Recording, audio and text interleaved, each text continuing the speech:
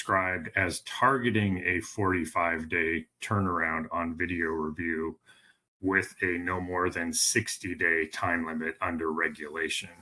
So that way you allow for an outlier that may get up to 60 days, but you would really budget and plan to achieve a 45-day or 6-week turnaround. And that way you would have the regulatory piece, but also satisfy some of the concerns of OLE and helping to design the program. So that was one suggestion. And then two, under parentheses 1, the status quo, just being clear in the narrative as these things are written up, that the status quo is the 21-day or 3-week turnaround and not status quo from a how things are currently operating perspective. That's all I've got. Thank you. Thanks, Phil, Barry. I have a question. Yes. A question for Barry. When Yep. we discussed this earlier in the week, I mean, the one caveat around the shorter review time was this going to change the cost of the program? And it sounded like no, but I just wanted to confirm that, because that, you know, the fact that I agree that if we have behavior that needs to be corrected, we want to know as quickly as possible, and that's why I appreciated the conversation with Greg. But I was clear that we wanted to be mindful about how much does that change the cost, if at all. And I think what I heard earlier in the week was that it was going to the constraints and costs that we'd already thought about, but I just kind of want to confirm that. Yeah, thanks, Heather. Yeah, and a couple of points, and I might let Courtney weigh in if she's comfortable. So one, it is very clear that under the parentheses 1, the status quo, the 3-week turnaround, that would be a substantial cost difference from how we're currently operating. I think the alternative, the 60-day alternative, is closer to our current program costs, but I know Courtney has been trying to figure out a way. It's actually much more complex to figure out how to do the staffing and turnaround, given how drives come into Pacific states, to calculate the labor associated with achieving a direct 3-week turnaround. And so she's been working through that, but I don't know if she wants to comment anymore in terms of any potential ranges, or if we would just hold off on that until we actually can provide detailed information to Brett prior to the council meeting. Courtney, feel free to weigh in. I don't have any additional information about the 60-day turnaround, but I will take a look at that and get some information to Barry sometime next week to see what that cost difference might be. I'm hoping this isn't an unfair question, but and I know you wouldn't want to disagree with your boss, but is his feeling characterization of 60 days is probably fairly close to representing what, in terms of cost, what those costs are now? Or do you need to look at that?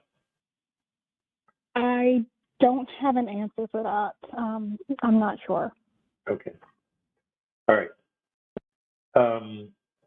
Brett.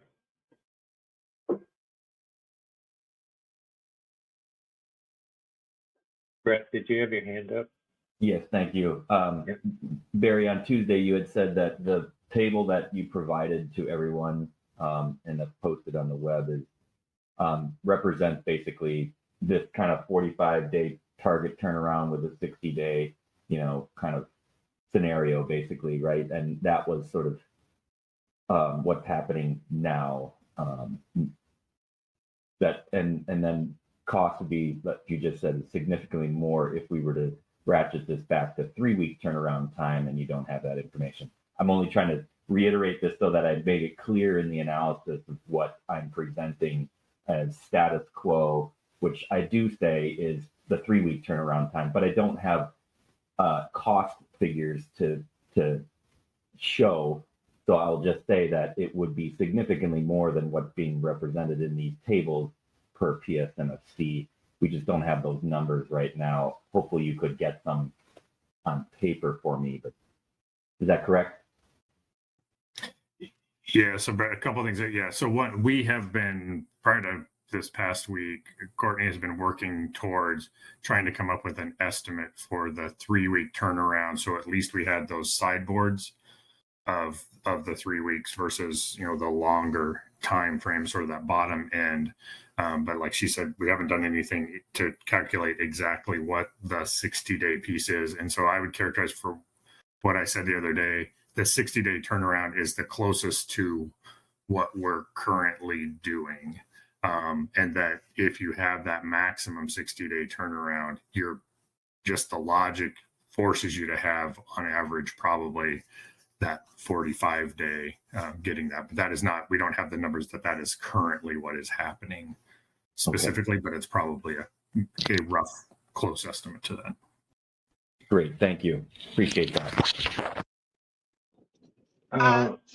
Phil, this is Heather. Sorry. Yeah. So it seems like it's a lot more than 45 days right now. So when you say what's currently happening, or am I misunderstanding?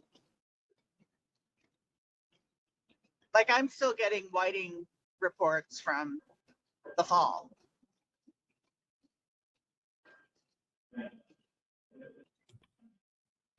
Yeah, Heather. So that's just based on looking at the tables that Courtney put together of how many trips are turned around in those time periods. I don't have the table up on this computer in front of me, but there are a certain number that come in under 3 weeks, some that are 60 days, some that are 90 days. And I recognize that our more recent, especially 2021 performance has been much lower than that. But when you look over the past 5 years of how things are being implemented, okay. So that's sort of that's why I'm saying it's a rough estimate, but it's really, I think, if Courtney can start to pull together more detailed numbers of what the current situation is. Yeah, very good. That makes sense. And then I just had one other quick question. And Courtney, you were at the North Pacific EM meeting that I was at last week. When you think about these types of things, do you consider what's coming down the pike in the North Pacific, or is the fact that we're going to be trying to test something in rockfish, maybe expand in hook and line, that is something that's just, it's a potential, so it doesn't sort of feed into the process now, because you're balancing between the North Pacific and the Pacific, correct?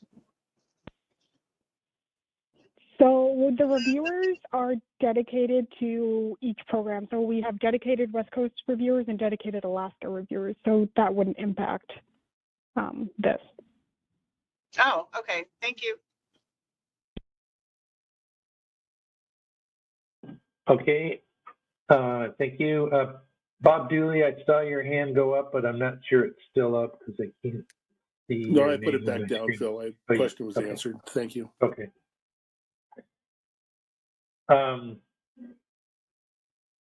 So Barry had a suggestion to how to deal with this, which I thought was creative and was acknowledged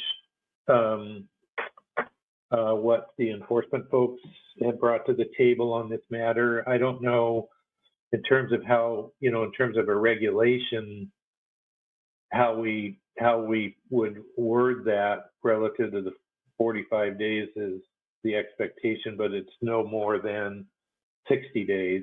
That's out of my field of expertise. So, but if there's a way to capture that, it seems to me that it accomplishes what we're trying to do here, and in being mindful of the enforcement concerns.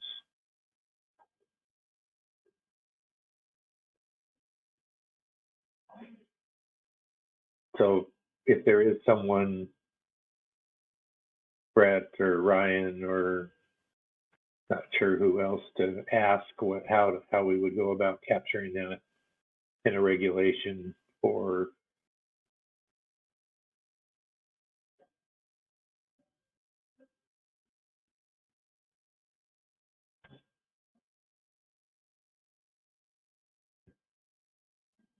Phil, this is Ryan. I'm sorry, go ahead. Well, up on the screen, I just put what the current regulatory requirements are. And as you see here, it says no later than 3 weeks. So the regulations already say, no more than what Barry was saying. I don't think you could put a target 45 days in the regulations, but a limit. So, but I'll let Ryan speak to that. Yeah, I was going to say the same thing, but I mean, I don't think you need to specify the target necessarily in the regulations, but the discussion, the recommendation from the GEMPAC, if that's what it is, the discussion and the record when we make the, final action could all reflect that. Okay. That's what we needed to know. Okay, so on this one, I'm sensing that we have agreement around the table on a no more than 60 days with a target of 45 days.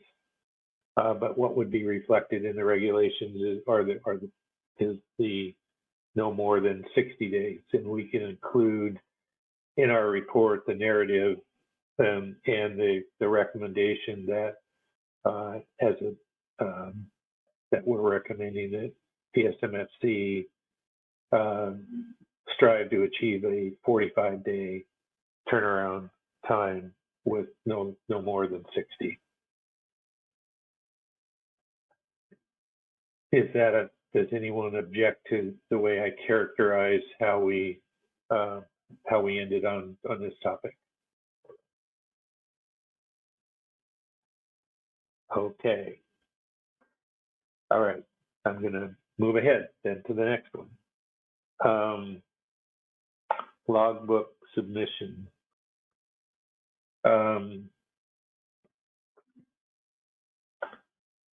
Somebody needs to remind me what status quo is. Status quo right now is 2 business days for an EM provider to submit the information, changing it to 7.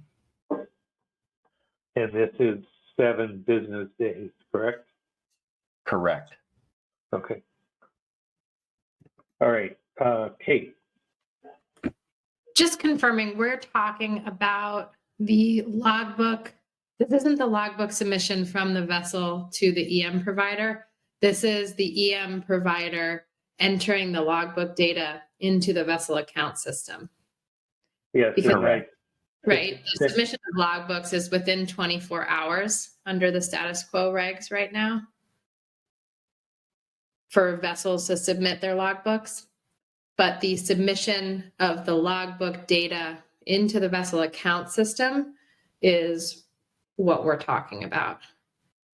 Yes, and thank you for. I should have prefaced going into this topic with that, because we had a fair amount of discussion about this on Tuesday, and that is exactly where we landed. That the 7 days is for the EM provider to upload the logbook data to the NIMS vessel account system. Thanks, Kate. Lisa. Oh, sorry. I can take my hand down. I was jumping on the same question as Kate, but she beat me to it. I think we should probably change call it logbook data submission. Or we should, because logbook submission to me immediately is the vessels, because that's what we're always thinking about. So that's awesome. Thank you. Yeah. My bad. I should have as much discussion as we had about this to make sure we were clear on what we were talking about. But yes to that. So my feeling from the group on Tuesday when we talked about this, that once we got this clarified as to what it was we were talking about, that folks were comfortable with recommending 7 business days. So let me ask if there are any other thoughts or objections to including that as a recommendation from us in our report.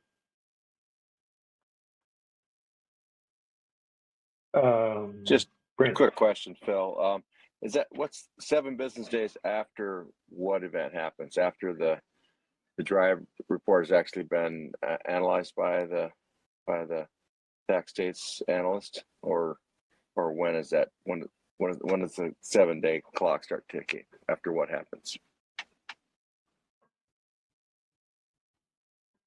We will have to phone a friend for help, but I don't know who to call.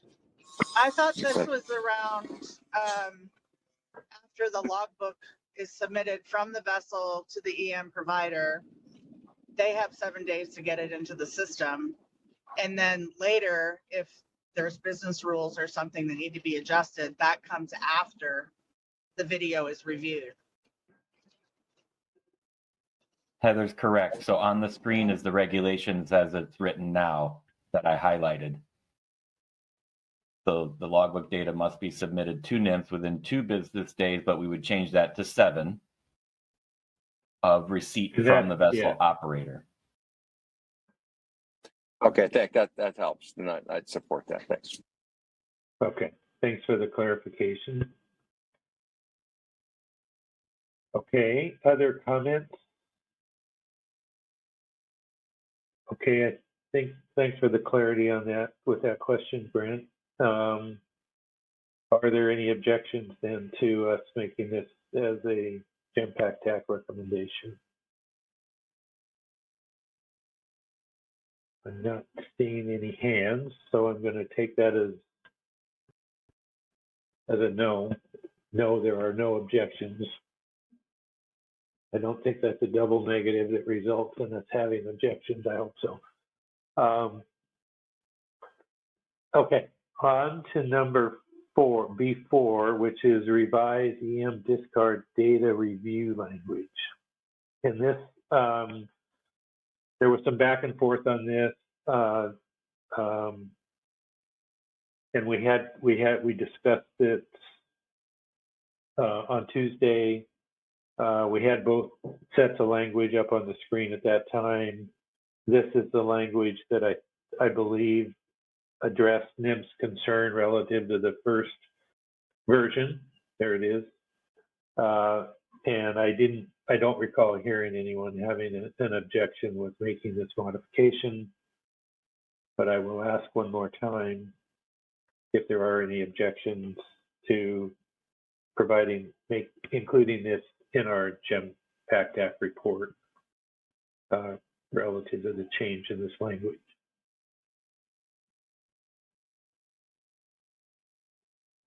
Okay, not seeing any, so let's take that as a yes, we're good with that. Down to number B5, the manual business rule topic.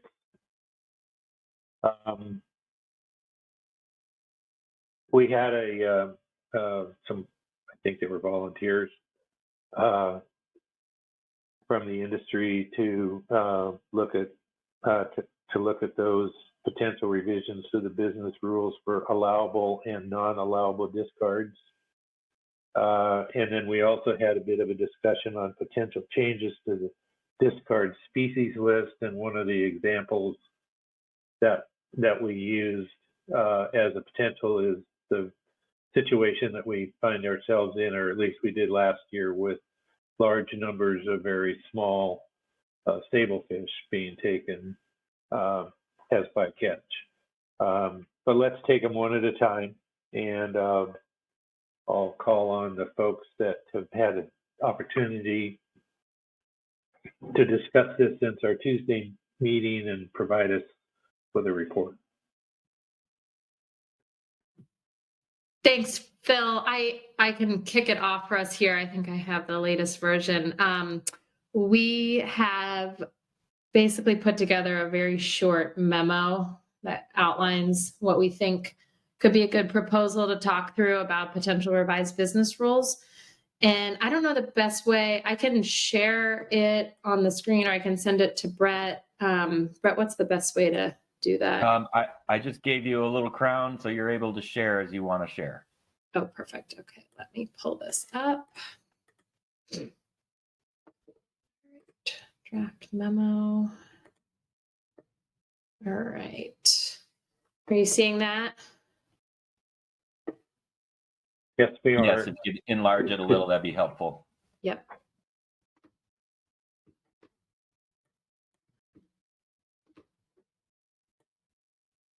That better? Yep. Great.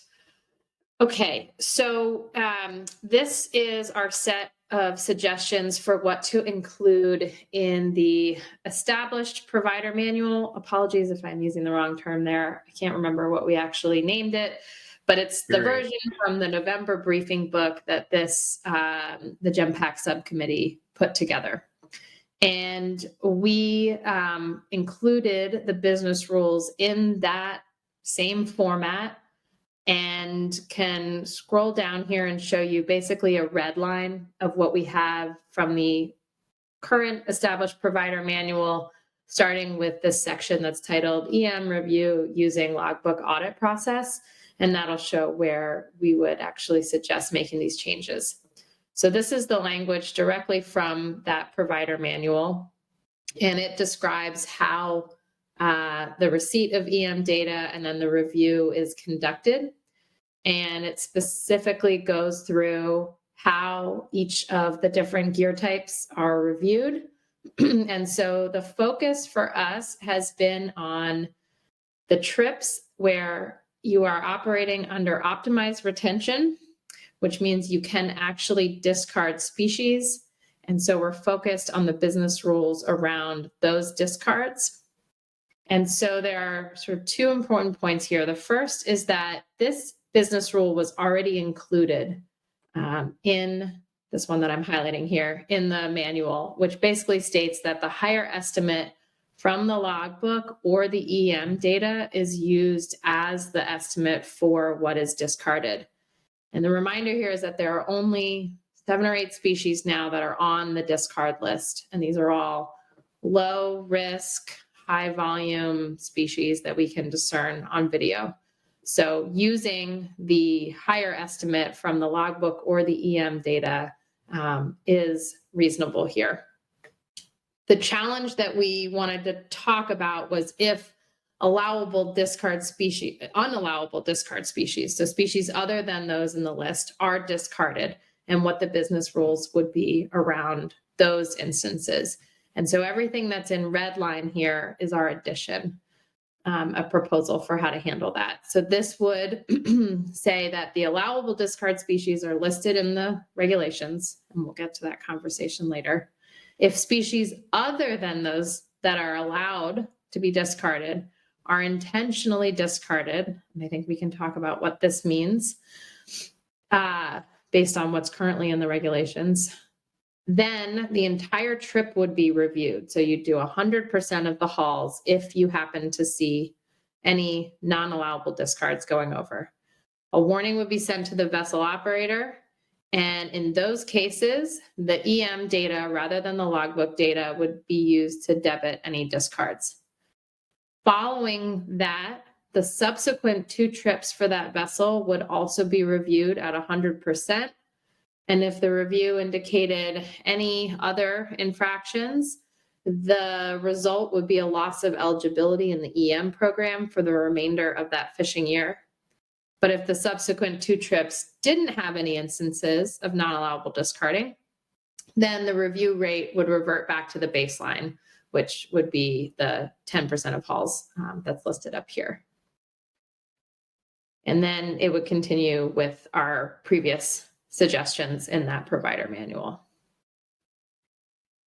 So I will stop there and I'll open it up to other members of our subgroup, working group that put this together for any other input. Thank you, Kate. Appreciate that work. There's Ryan Wolf. Yeah, thanks for this. Couple questions. First of all, well, I appreciate you putting it here in kind of your established provider module. I'd like to come back to the manual later because I think there may still be a misunderstanding. We have plans to move forward with one overall manual, not 2 separate ones, and I can speak to that later. But that said, for the purpose of the proposal here, this is a clarifying question. When you talk about the subsequent 2 trips being reviewed at 100%, we just talked about how in some cases you might not get to the review 45 to 60 days later. So I assume the process here in this case would be the subsequent 2 trips after the vessel has been warned. Is that correct? Ryan, this is Lisa. Yeah, that is, I think, the way that we had considered it to be, because at that point, there's documentation that the vessel's been warned, and it may be that it was an unintentional or a misunderstanding or something of that nature. But yeah, it would have to be after they've been notified. That was the thinking. Okay, that's what I assumed. I was just clarifying. Yeah, it's a good clarification, Ryan. We can make sure that that's actually reflected in the proposed text too.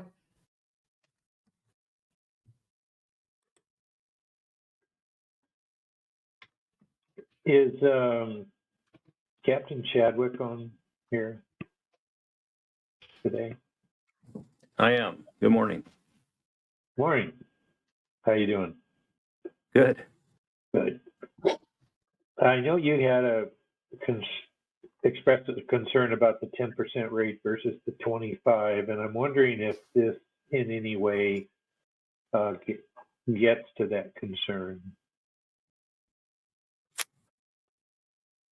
It's the right idea. I guess I'm more concerned about giving a warning for this type of activity and an intention and what an intentional discard is. But to be brief, it does start down the right road here. Okay, I'm not sorry to put you on the spot. I always like doing that. No, Okay, it's fine. Thanks, Dan.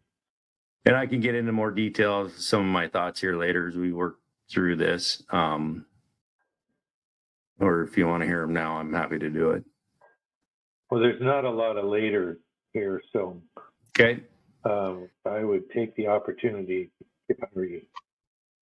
This, my concern is law enforcement is, and I hope Heather's maybe pulled over here for a minute, because I don't mean to get excited when I say this. I'm going to try to be as careful as I can, but I mean, these are professional operators. They're part of an EM program. I know Heather and Brent work hard at making sure that their operators are doing everything they can to do the right thing. And so when you have a discard, and I'm anticipating a discard that a tow that's released off the stern, not pulled on board. It's just look down and we have unmarketable discards or whatever, and for some reason a discard's made. I have a hard time warning that operator if it was intentional. I think every one of these operators know what they're doing, and to that extent, I just very cautious about what we're writing here.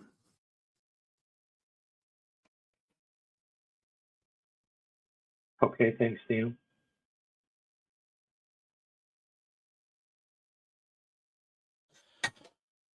Well, this is Lisa again, if it's okay. Feel free to chime in. Yep. Yeah. Well, I guess my question that I always come back to is we've had cameras on boats since, I know here since 2010, it's 2023. So and we've got a lot of review hours and a lot of hauls that at 100% review. So how often is that happening? That guys are looking at a net and just dumping it because it's unmarketable. I know it's not happening here. I don't know that it happens in the whiting fleet. I would imagine not, because it's not allowed. So I'm curious as to how much of a problem is this that we're concerned about it with the data that we have. That's my question. I can't speak to the data that we have. Hopefully Greg or maybe somebody else from OLE will be able to help me with that. But I'm concerned about, and what we kind of put in our last DC statement is what will happen in the future when we're not under an EM any longer, and the oversight's there. So, and I agree, the cameras are there, the data's there. We have what we have, but we do have examples of various violations, and the risk of releasing a tow is there. I mean, it just is. I mean, you have professional operators, no doubt about it, but in any industry, there's also bad apples, and that's what I'm worried about, is not being able to deal with those bad apples quickly, and so I don't know if Greg or somebody wants to add to that. So, Phil, this is Heather. Are we gonna hash this out right now? I mean, I find, with no disrespect to Dan, but there's bad apples everywhere, whether it's enforcement, whether it's biologists, whether it's fishermen. This program is already way more robust than human observers. It just is. And I'm really getting tired of people assuming that if you have an opportunity to cheat and get away with it, you will, that there's no incentive to do the right thing. So I understand that that's the opinion of enforcement, but you guys need to move away from always expecting people are going to cheat. I mean, we're supposed to be working together on this, and it just feels like we're sliding backwards. And if this meeting, you know, I think a lot of the stuff that was in that statement was inflammatory, inappropriate, and I'll stop there, but I'm really tired of this. If you want to worry about people doing the wrong thing, spend some more time with the observer program and the humans. 100% agree with you, Heather. Human observers have just as much, you know, just many issues. I agree, 100%. And I think really after that last council meeting, and this is a good time to have this discussion, I think. After that last council meeting, I think that's what really got some people excited, was us reminding the council of what can happen and what we continue to see. And it's important for new council members to know that still happens out there.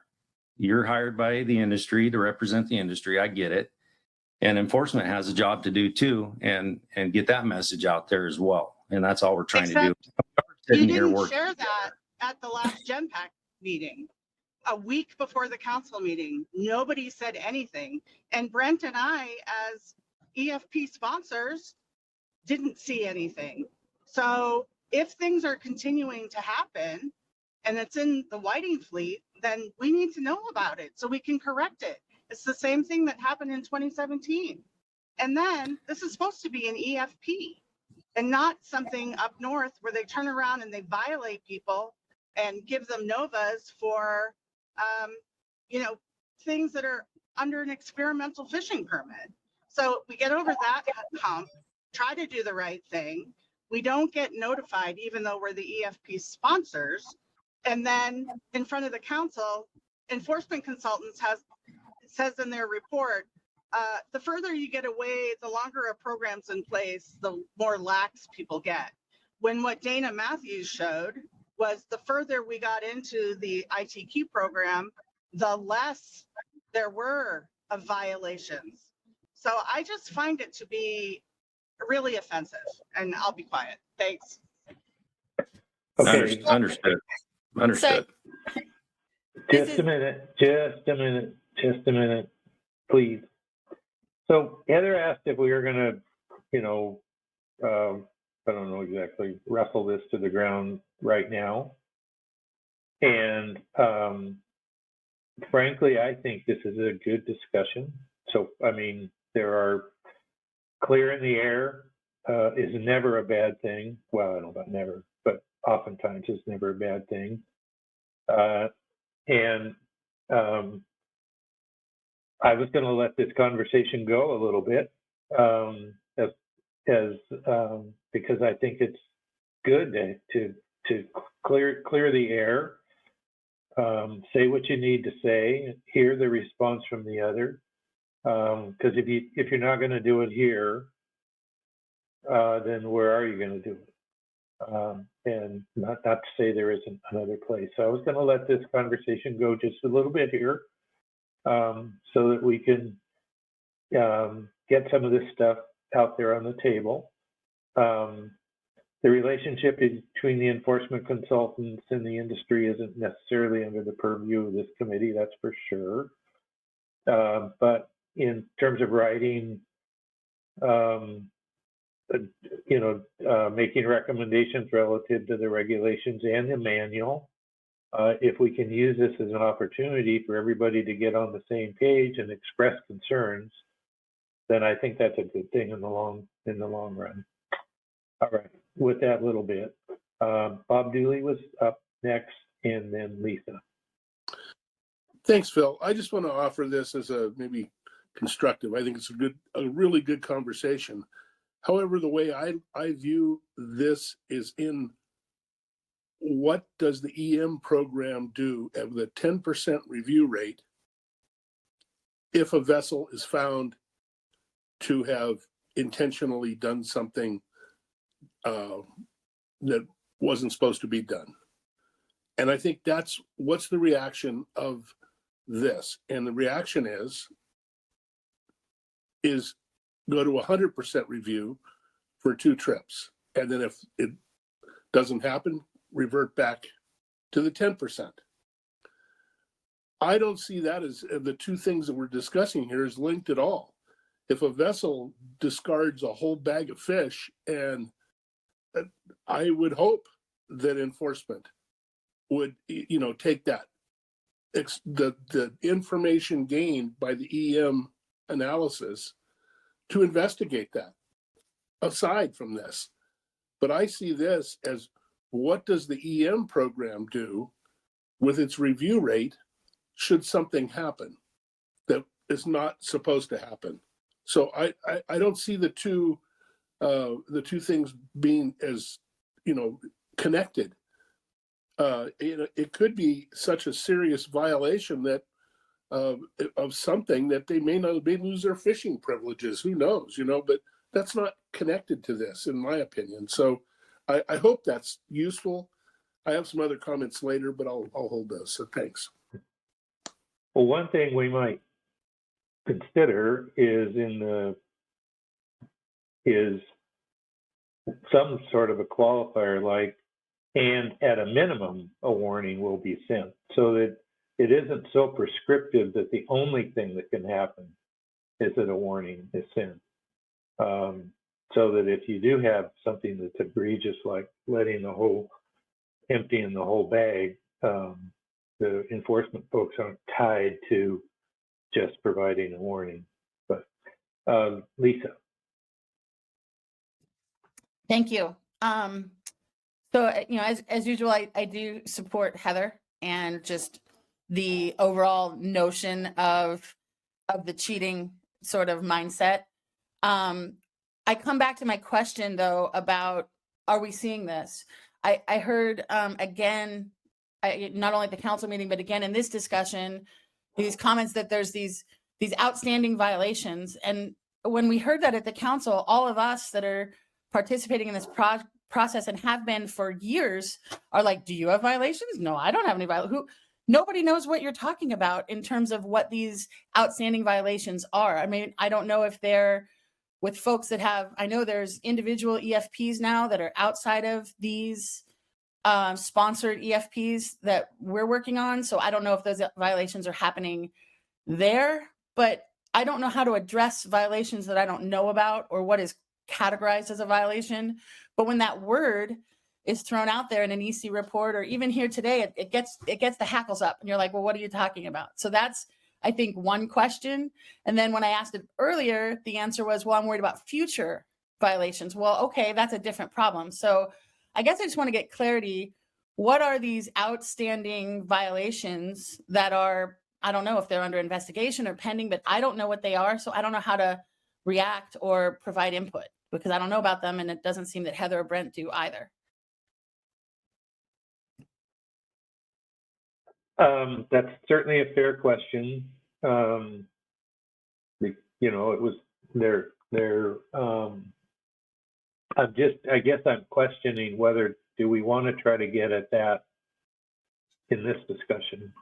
I think there has been some things put in, like the EC report, for example, in November, that deserve some more dialogue between industry and the EC, so that folks hopefully can begin to get on the same page, because there's obviously a need for some further discussion. But in terms of trying to identify specific violations that are out there as part of our discussion today, I don't think we ought to be doing that. No, Phil, excuse me. Yeah. Let me clarify. I don't necessarily need to get into the violations are, you know, vessel number, whatever, did this on hull 3. I'm trying to, I guess what I'm getting at is the broader question of, if there are violations, which we've now had multiple statements from EC that there are, and I respect and believe that, what is the process by which people like us that are ESP sponsors would know about it? Because they've now been referred to in the November council and here today, and we're still unaware of it. So maybe on the broader sense, I think we need to understand not necessarily what the individual violations are, but how are violations handled, and I guess what's the notification process? Because I do think that gets to this as to, I mean, if it's one of my boats that are violating, they've been violating for a long time because they don't know it, and I don't know it. So it's more about this whole communication process, I believe, is where it fits into what we're doing today. Is if you see something, how is it handled under the EM system when it's not under an EFP? And even under an EFP, we're having violations that we're not communicating about somehow. So I think I'm looking at it more in the broader sense of how we're handling that, rather than, I agree, I don't want to get down into what boat did what thing. I mean, if it's mine, I want to know, obviously, but that's not what I meant for today. Okay. Well, let me just ask if is there a way, I don't know if this is a good suggestion, bad suggestion, but could there be some time set aside at the EC meeting in March for some industry members and the EC to get together and talk further about this and try to get clarity on exactly what the EC is saying? And then potentially coming out of that could be inclusion in the EC report, a conclusion of those discussions as appropriate.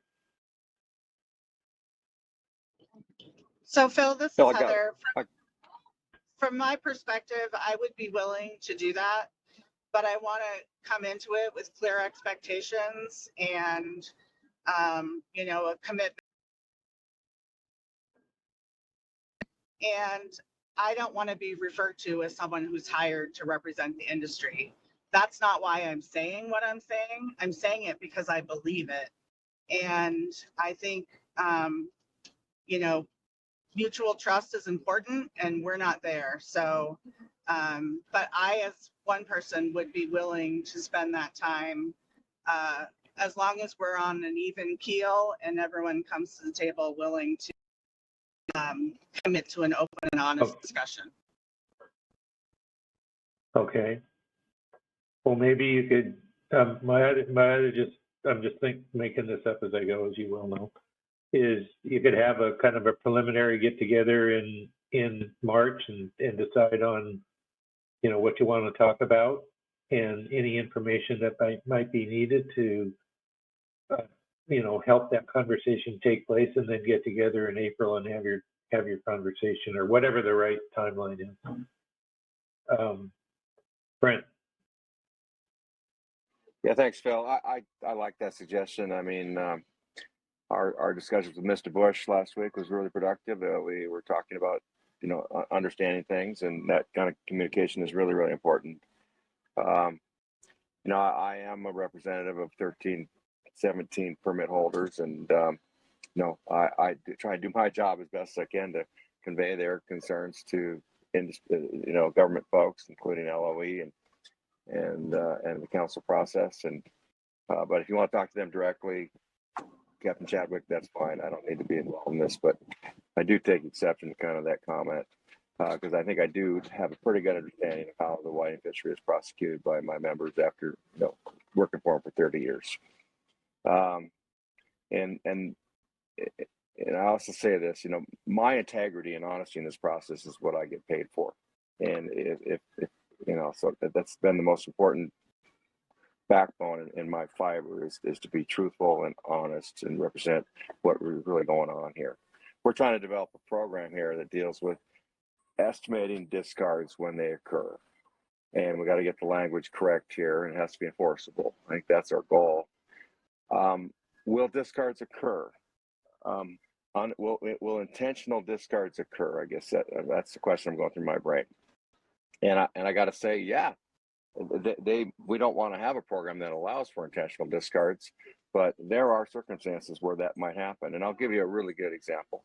If there's life on the line, if a vessel is in distress, something's going on, and they've got the fishing gear out and they've got to do something, you know, the last thing they're going to want to do is try and avoid an intentional discard. They are going to discard because they're more worried about the vessel sinking. So that's a case that's very important. But more to the point, though, one of the mothership vessels was disabled this last winter in the fishery, and or last fall, I mean, and they were shut down. They were out of power, and the vessels that were fishing for them last September were making calls to LOE. They were calling me. They were calling Heather, and they're saying, "What do I need? What? I've got my net in the water. What is the regulation here?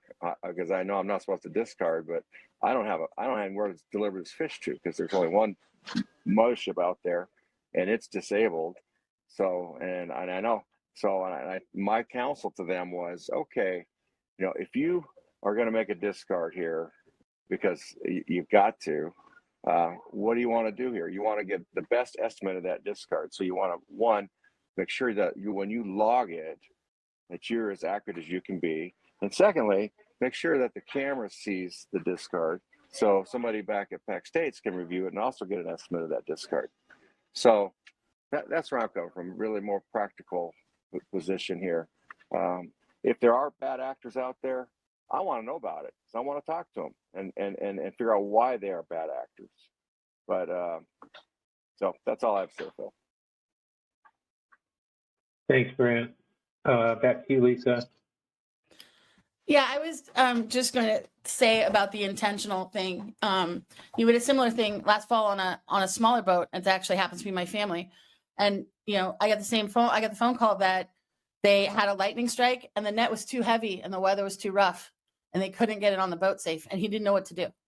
And he's like, "What am I gonna?" And I'm like, "Are you guys safe?" He's like, "At the moment, but not really. I don't know what to do. You know, I can't."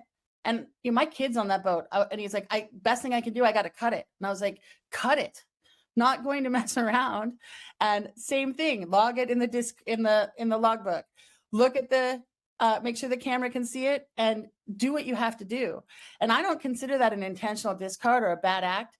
This is someone that's had cameras on their boat since 2010 and hasn't had problems. So obviously, it was a lightning strike situation. It was an extenuating circumstance, much like Brett just described. That's not a bad apple. That's just life of fishing where things happen. And I don't think any of us want to spend our time and energy, OLE included, on that as a violation. Now, if suddenly, you know, somebody's grandmother dies every day and they can't come to work, you start to wonder, you know, every day there's a problem. And we had that happen in EM at the very beginning of, I'm sure Courtney recalls, you know, at the very beginning of the EFP system, we had someone who just could not follow any of the rules. And we tried and went to their port and, you know, back and forth and back. And finally, they were removed from the EM program after multiple reviews because each trip they could not follow what was told to them the last trip. So, I mean, I think that's the process that we see is if someone can't handle it, they should go back to observers. There's rules and there's We're trying to validate discards, but that's been one time. I just feel like we're circling this huge thing, and we don't say out loud that the people who want to cheat aren't taking cameras. They don't have cameras. They haven't tried cameras. They're not in the EFP, and they will never have cameras because they already have a system figured out that works for them under the Human Observer Program. So if you're not planning on having everything you do watched, you don't have a camera. So I think we're already weeding out bad apples, sorry to say, by just the nature of the EM program. So I do think we need something enforceable, but the reason for the word intentional is there's, much different from a guy throwing something into a box and it's hop skips over the rail. That's not an intentional discard of rockfish. And trying to weed out the work that people have to do on things that don't matter. We shouldn't be opening an investigation if somebody overestimated or underestimated their Dover at discard. Or, our biggest issue that we have right now on one of our boats is that they discard whiting one fish at a time.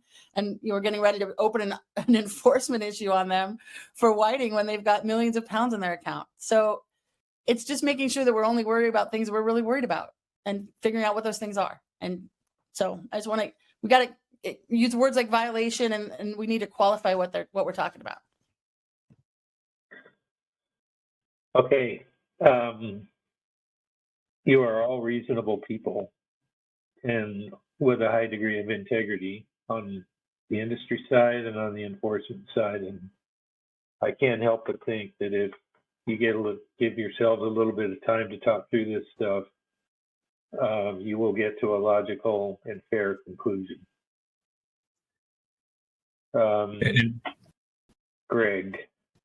Yeah, Philip, if it's okay, I have a few comments that could help clarify what we're currently doing and what we've been seeing, and it may help to maybe alleviate some of the concerns, but also put things into perspective of at least I know where I'm coming from within OLE, and I can't. And I know we've got some speculation concerns, but I can talk at least about the process, and in terms of whether or not EC will meet, I'm going to leave that to the EC chair. It's currently Mr. Chadwick to try and work out our agenda to make sure that we can or Captain Chadwick, so we can actually do that at this next meeting. But if it's all right, I could provide some what we're seeing from the OLE side of the house. Please do, Greg. So in terms of the process, right now we're being very lenient in terms of what I call minor violations of the EFP. So it is a violation to not comply with the provisions of the EFP. We're not seeing very many egregious violations. Most of them are fairly minor, and these are some of the ones that I discussed with Brent and Heather, to where you've got minor discards, small amounts of discards that are happening out of the view of the camera, not in the discharge chute per their VMP. So they're technical violations. There's some catch that may not be recorded. So there are some minor violations. It's also a violation not to have your logbook submitted on time. There's things like that are, or not submit your video hard drive isn't submitted in that time. So it's a technical violation. We've been lenient and have not been pursuing those. We have more important things to look at and investigate than a lot of those. So we're allowing the Pacific States video reviewers to provide feedback to the crews, and from the ones that I've been looking at, if they're members of your groups, then I believe you're being provided feedback with those video reviews as well. So there are a number of things that are technical violations that we have not been pursuing or opening investigations, but they are still violations of the vessel monitoring plan, which is a violation of Magnuson. We just have not been pursuing those because they're not egregious enough. That said, there are some more egregious violations that we are pursuing investigations, and those include, and the ones that we're particularly looking at are when you have, for instance, halibut and other species that deal more with quota, that they're being discarded out of the view of the camera, or they're trying to discard them out of the view of the camera. or they're retaining them on board clearly and not recording them in their logbooks at all. And then there's also some instances where we've seen false statements being made, falsification of records, and the EM video has been able to document that. Oftentimes with those type of cases, we're not going to be discussing those, and we generally do not discuss any open investigations with others. In terms of the large scale discards, the 2017 events, we only were looking at discards that were greater than 10,000 pounds. So we limited the volume. So at that time, we were looking at those bigger discards, and those are the ones that we had the investigations for. And you're right, we have not opened or had an investigation for, or I should say, we may have opened investigations, but we never submitted for a notice of violation any large whole cod end discards since the 2017 events.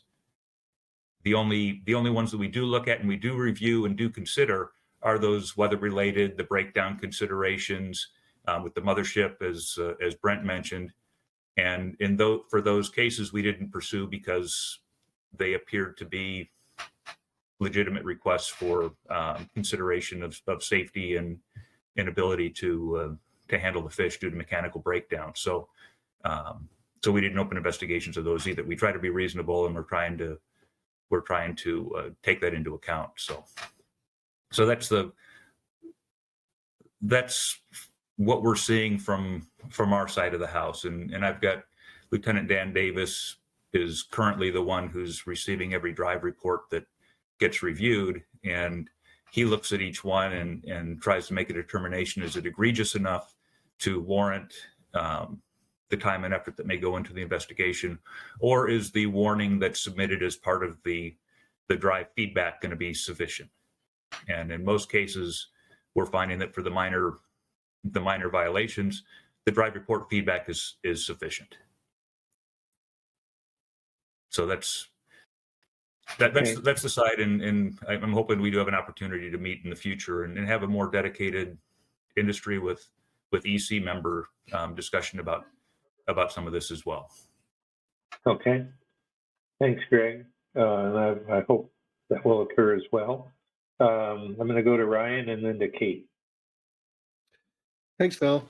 And I appreciate this discussion, right? I mean, I agree. I think as was stated, I think by Greg earlier, right? I mean, we're going to look at this kind of proposal for business rules at the 10% level, but what do you do when you see these kind of instances, and what's the expected response is a good discussion to have. So I appreciate this, and I assume we'll get to allowable discards later. But on this point, just two things. One, just a note, just to be careful, especially based on some of this conversation about the word intentionally and the way this is worded. I just want to be careful that we're not putting on the video reviewer, right, the job of declaring or deciding what was intentional and what was not. We don't do that for human observers and ask them to decide on intent. So just trying to clarify that based on this discussion. And so I do think as part of this, and probably based on the discussion too, I guess it's understood, right, that before any kind of intent is either declared to the level of a formal warning being issued, that process would not just involve the video reviewer, but probably feedback with the vessel captain, potentially NIMS, OLE, etc. But if there's anyway, that's just a comment on the word intentional. On the way this is written, the one that's in green on the screen, it says that in these cases, EM data will be used to debit the vessel account. So the way I read this on that, as far as it deals with the vessel account, that if you see an issue in the 10% review, you would use the EM data for that, but then there would be it's, I guess, understood that the other 90% of that vessel's trips would not be reviewed at all, and those logbooks would be used. I mean, that's how it's written, I would assume. So I think might be something to consider, at least just as an initial proposal, that at least some understanding that maybe 2 of the previous trips to that were also reviewed just from a vessel accounts purposes, or something along those lines, that there may be some additional review of previous trips, as well as some of the subsequent trips, which are really getting at, are they still doing it after you submit a warning or have identified a problem. So those are just 2 additional points to consider. Thanks. Thanks, Ryan. We're going to go to Kate. Bill, if I could, yeah, go I was ahead. going to say, if I could just request permission to circle back, because that was one of the things that I failed to just comment on, was the language there, because I'm glad you put in at a minimum, because within Office of Law Enforcement, we have a formal written warning, which is considered to be a violation. And if you're looking at if you did not include at a minimum or have a caveat that the warning would be issued outside of any potential other enforcement action, this could tie our hands in terms of enforcement and our ability to cite someone for an egregious violation. And I agree that the word intentional is also something that we have to worry about from the enforcement perspective of proving intent for certain violations. So I just want to express those concerns, but I definitely want to make sure that this wouldn't the language regarding warnings wouldn't inadvertently keep us from being able to conduct an investigation and for egregious violations to allow us to pursue enforcement action. Got it. Thanks, Greg. Over to you, Kate. Phil? Oh, sorry. I'll come right to you, Heather, after I do Kate. Thanks, Phil. I feel like this has been a very helpful conversation. I think we've covered a number of things that I was going to talk about and I will not talk about now. But to the 2 points about the word intentional and just the overarching purpose of what we're writing this for, this language is all going to be in the EM manual, which is direction to EM providers for how to do video review, not the actual regulations that determine what happens if you do something wrong as a vessel operator or as an EM provider and your eligibility in the program. So I think adding some of this language here has been helpful. The thing I wanted to come back to is the specifics that are already listed out in the regulations that specify how discards will happen. And I think we can take out this intentional word here in this guidance that would go out in the manual, but we should decide what we do want to include instead. And I copy and pasted some of the language from the regulations that currently covers how discards can happen. And all of the topics that we have just chatted through are mostly covered in here. So things that are a result that an event that is beyond the control of the vessel, safety issue, mechanical failure, those things are permitted. Specifics on prohibited species and ESA listed species. And then the fact that all discards have to actually be done in view of the camera and must be reported in the discard logbook.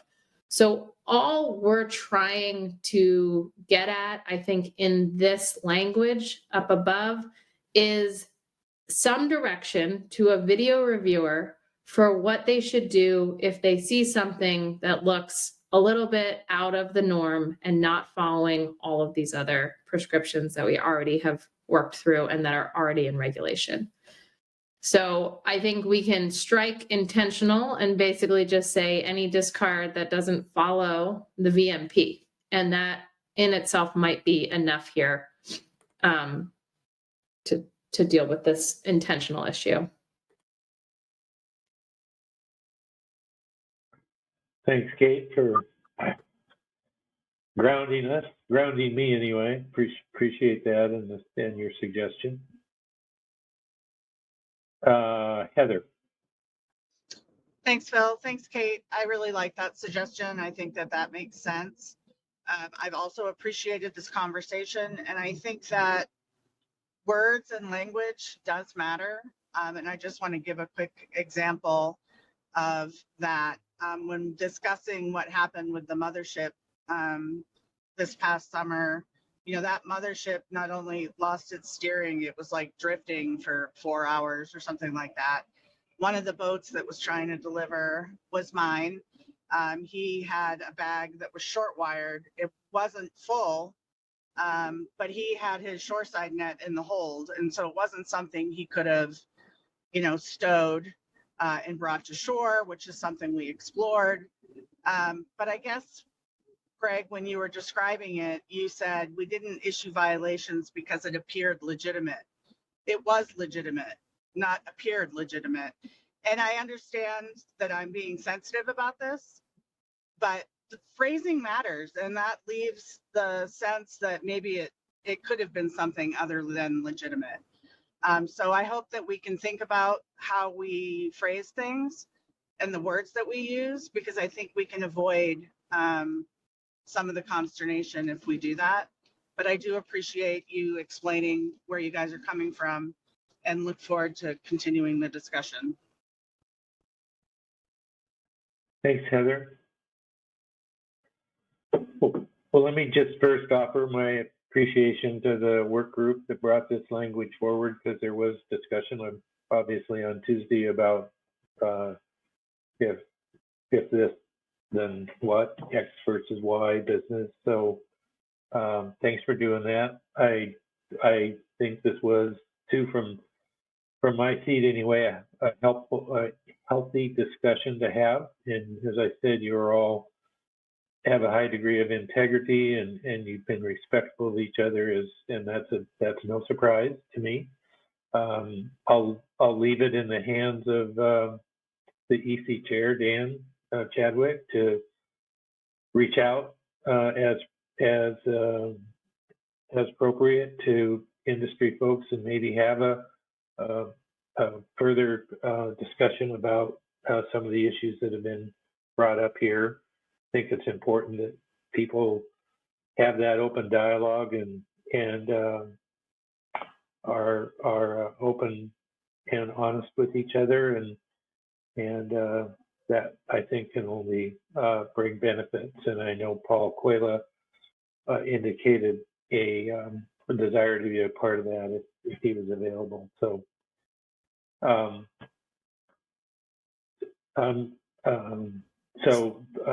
thanks for the discussion and the suggestion. I think the latest suggestion from Kate to take the word intentionally out of the language.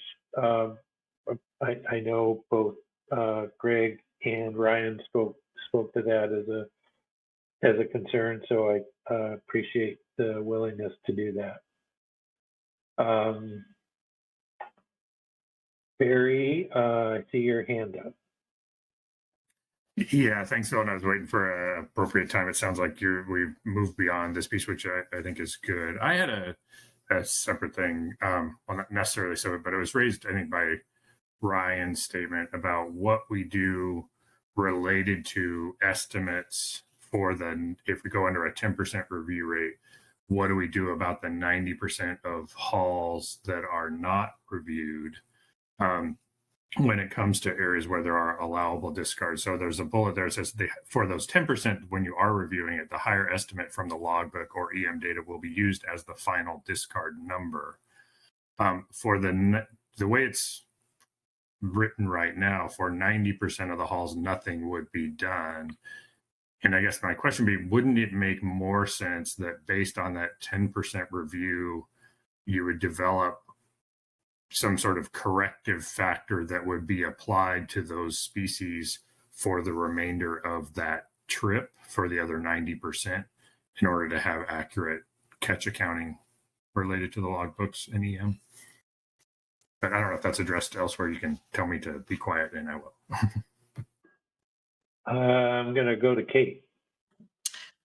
Thanks, Phil. So I think it's helpful to step back and remind ourselves of the purpose, which is The EM review is done to validate the logbook, not to use the EM video to get a perfect estimate of all of the discarding that could be occurring. So if we're going to review a random selection of hauls, we're doing that to validate what the captain has written in the logbook. And then we're going to use that information to actually account for the discards. And we have to remember that the only species that are permitted to be discarded are those 7 species that are listed in the regulations. And those are low risk, high volume, and the added effort of potentially creating a lot of additional workflow for a reviewer to estimate all sorts of things or add a factor or make any of this job of validating the logbook more complicated adds to the cost of the program, adds to the time that the reviewer has to spend on that trip, adds to the potential hours that they need to do all of that work, and then the cost that's passed on either to the agency or to industry.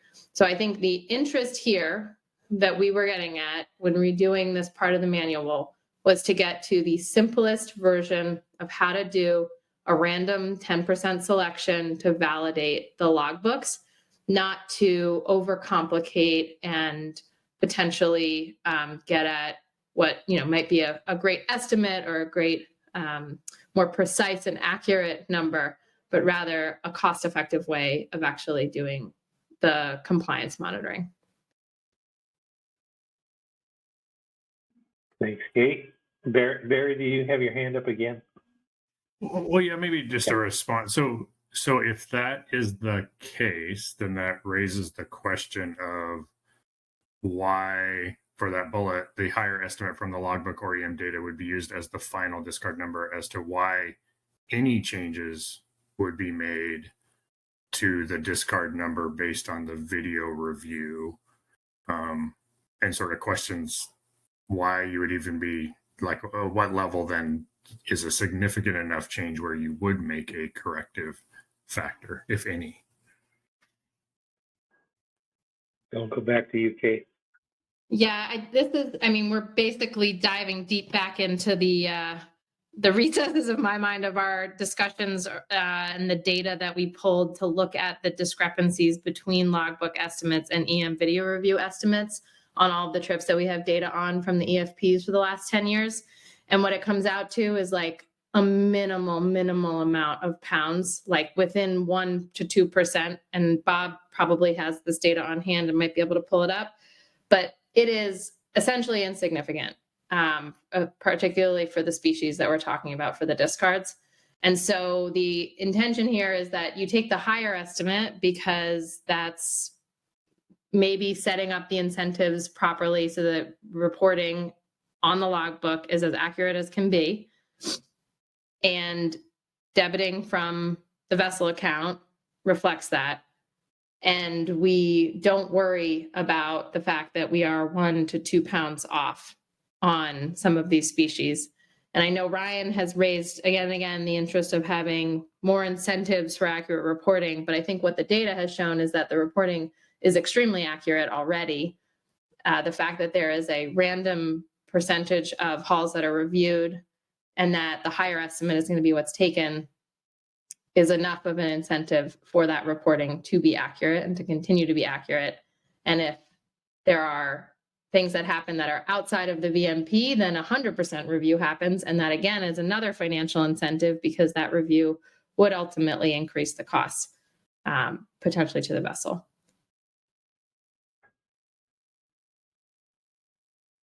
I'll give you an opportunity, Barry, if you have any follow-up on that discussion before we go to Bob Dooley. No, I'm good. Thanks, Phil. Okay. Before I go to Bob, we have about an hour and 10 minutes left. If we can try to work through this F1 issue by 11 o'clock, that would be terrific. Go ahead, Bob. Thank you, Phil.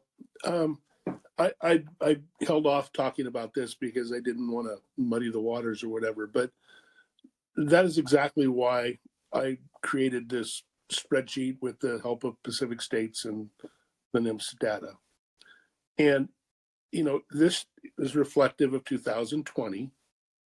This spreadsheet, I don't know if Brent has the ability to throw it up on the screen or not, comes out of the November briefing book. It shows there's a couple points here. One is we take the higher of the logbook or the EM estimate, which actually inflates the discards above either the independent EM estimate or the independent logbook estimate, and by quite a bit. So those are, pick a choice, which one you want to believe is the accurate one, but we flop back and forth, and that creates a buffer of discarded things. I will note that in the bottom trawl sector, the discardable pounds remaining after the season was done was 208 million pounds. That's a lot of fish. So, of discardable fish. Now, we all know whiting and Dover and things like that play into that, but that's a lot of fish. So I think there's buffers in here, but I guess the salient point that I make is this is 100% review, and it's showing very, very little difference between the actual logbooks and the EM discard estimates. It shows to me that the skippers are doing a darn good job estimating discards in their logbooks when you compare it to the EM data. So, that gives me comfort that this system is working. And we go down to 10%, and the proposal, and there was concern both with 10% and both with the reporting delay to 60 days that we might be able to inform people that they had an event and they need to make adjustments to their quota pounds or their accounts, and it may put them in deficit and all of that. The evidence sure isn't there. It was said to me, or said at the last meeting, that there are outliers, that there are big discard events that came to light later and adjustments that needed to be made.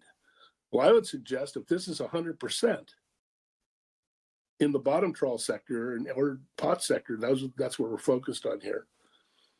If that's 100% of the data that's being displayed by this worksheet, the spreadsheet, well, if you have a big event, that makes all the other ones much less. It's a zero-sum game. There's no extra stuff here that isn't being displayed. So I would really question whether we have a problem there. So I would just hope that people that are questioning whether we're going in the right direction with 10% or 60 days or whatever, that they look at this and calculate the risk that we're gonna miss something. It seems to me the evidence isn't there, and I would hope that we look at it in that light. So I just wanted to bring those up, and I think it's worth people go back and look at particularly EM discard estimates and logbook estimates, and then the total discards that are debited to vessel accounts. And that difference really represents that difference of total discards debited to the vessel accounts represents fish that were not even caught, in my opinion. So thanks. Thanks, Bob. And thanks for putting that spreadsheet together with help of PSMSP. I'm going to go to Kate next and then to Dan Chadwick. Oh, sorry, Phil. I think my hand is not supposed to be up. Oh, over to you, Dan. Thank you. Bob, what attachment were you referencing right there? I would like to reference attachment 1 from Brett's email that has some costs at the bottom to talk about 25% versus 10% and just simply the cost. at this point with the bottom trawl. So Bob, Yeah, what Bob is is that the same not attachment? No, Okay. no, it's a different attachment. But I do know the attachment you're referencing, we received for our Tuesday meeting. That's attachment 1, Pacific States Marine Fisheries Commission cost analysis. Yes.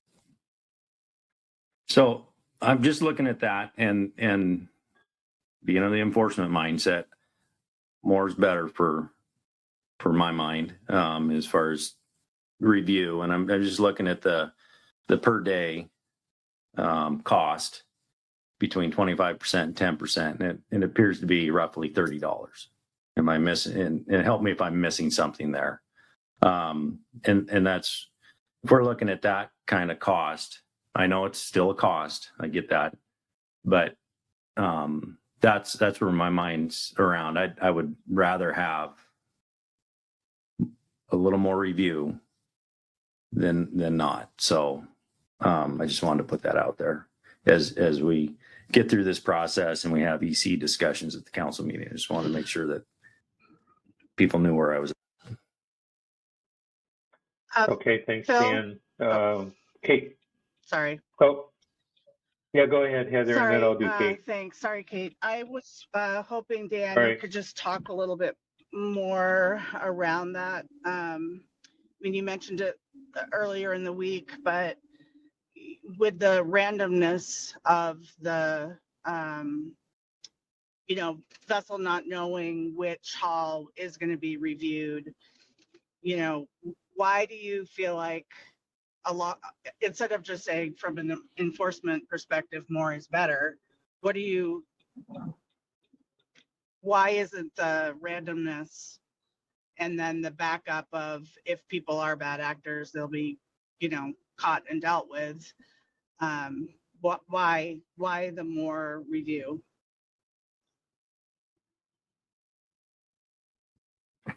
Like, again, it's just 4% or 25%. And so versus 10, if we're essentially getting that 25%, why don't we just stay there? And then if once in a while there's an extra review that's completed, then that happens. But instead of having it at this low 10%, why don't we just call it 25%? And I get the randomness, but it's 1 in 4, if you will, chance that one tow that caught a bunch of halibut and didn't get logged right, for example, that 1 in 4 chance.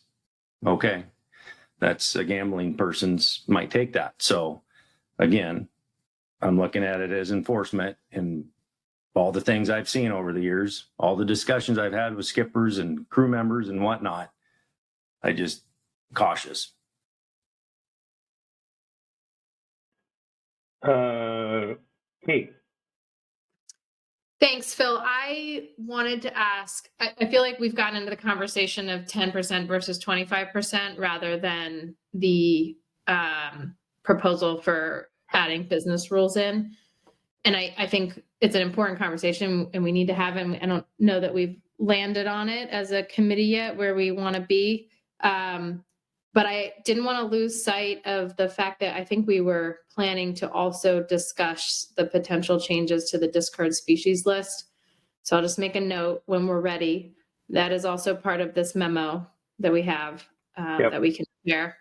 And then if we are going to talk about 10 to 25%, I think the other important thing to remember here is that the 10% is actually functionally much higher than 10%. It is probably more like 18 or 20%, just given the way that the halls fall, right? So I know I don't think we're having that conversation right now, but just wanted to check in. It sounded a lot like we were having that conversation. Okay, here's what I suggest. Let's get the text back up that we were looking at here a few minutes ago, completing the follow-up discussion we have on that, then go to the discard species list, and then we'll circle back to the 2510. Ryan. Yeah, so I have a question for going in that order, Phil, and thank you for leading us through the process. Am I to understand then, Kate, that the only proposed business rule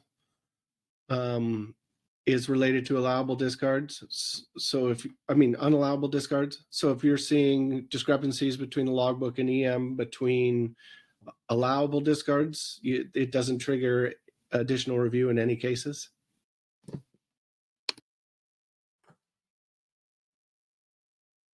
Bill, I can answer that. Yep, yep, Now, based on all the information we do have that we've looked at from the last 10 years of the EFPs, it does not seem to warrant an additional set of complicated business rules around getting a perfect estimate, given these are both estimates. The EM review is estimate and the logbook is an estimate. And if our purpose is to just validate the logbooks on these 10% of hauls that are reviewed or 20% of hauls that are reviewed, if the estimate from the EM data is higher, then that is used. If the estimate from the logbook is higher, that is used. There could certainly be more feedback to the vessel if you're seeing a consistent underage or overage, but based on the data we have, it is not a significant difference. And based on the species that this is allowable for, don't think it warrants having a very complex set of rules that increase the cost of the program in the manual today with the current list as we have it.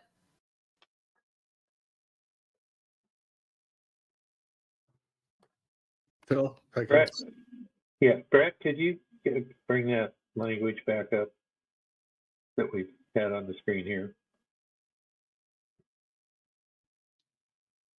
I'm sorry, which language? I mean, Kate had her languages, but I'm. Yeah, that's the language I'm talking. The one that's been up on the screen for the last hour.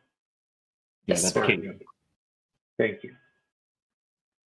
Okay, Ryan, what can you go ahead? Okay, well, that answers my clarifying question, and I appreciate the response, Kate. I think NIMS will want to think about that a little more, but I appreciate the rationale and just wanted to clarify what was being proposed. Okay, thanks. Okay. And I had one other suggestion following the back and forth a little bit. In here, following the language that's in green, the next to the subsequent two trips, I'm wondering if we could word that such that it isn't just limited to the subsequent two trips, just that they're, so that if there is a desire to go back and look at some prior trips, that certainly would be within the scope.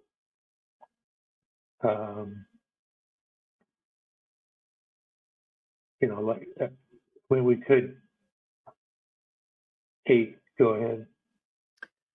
One thing to remember here, I have like a repeat loop of Sam Rauch going in my head of a meeting we had where he made the reminder, you always have, NIMS does not give up any of its ability to go in and review any video at any time. So what we've put together here in this document is the instructions to an EM video reviewer provider for how they should conduct the review. There are then specific rules for how that video, all of the video, gets stored and for how long. And we have the new rules that are per the National Archives for how that will happen. And then if there is a potential interest in going back and looking at that video, NIMS has the ability to go to the provider and request what they want for whatever time period that we have on file, it's been stored for. And then that would become federal record, be stored differently per NIMS rules. But nothing in here precludes NIMS from being able to go and look at any trip that they are interested in, whether it was reviewed or not. Okay, good point. All right, I'm going to attempt to put a wrap on this one. We have had 2 suggestions, eliminate or striking the word intentionally, adding the words at a minimum. Let me ask if there are any objections to those 2 edits. Not seeing any. And I certainly understand that you know, NIMS is going to be, and others are going to be continuing to look at this and may bring forward some additional thoughts at the March meeting. But in terms of a committee's report, that this language is relative to this issue is what we would be including. Okay, then I'm going to go to 5 sub 2, which is the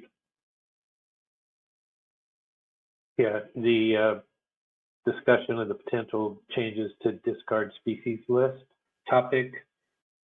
And Kate, I'll go back to you. Great. Thank you, Phil. So this became an added topic after we started looking through the current regulations, the VMPs, and our own understanding of operating these EFPs.